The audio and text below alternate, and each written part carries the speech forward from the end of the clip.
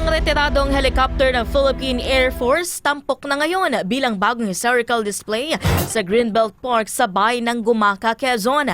Alamin ang detalye sa ulat niya ni Kevin Pamatmat. Kevin! Formal lang itinurnover ng Philippine Air Force ang UA helicopter na may tail number na UA 292 sa lokal ng pamahalaan ng Gumaca, Quezon.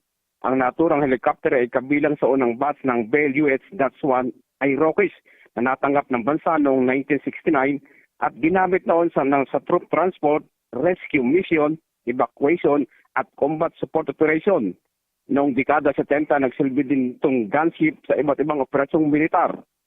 Ayon sa lokal ng pamahalaan, higit na isang traksyon ang UA-292 dahil simbolo ito ng tapang, dedikasyon at sakripisyo sa mga piloto at crew ng Philippine Air Force. Umaasa naman ang bayan ng Gumaca na maging silbi itong inspirasyon sa kabataan at paalaala sa mahalagang papel ng sandatahang lakas ng Pilipinas.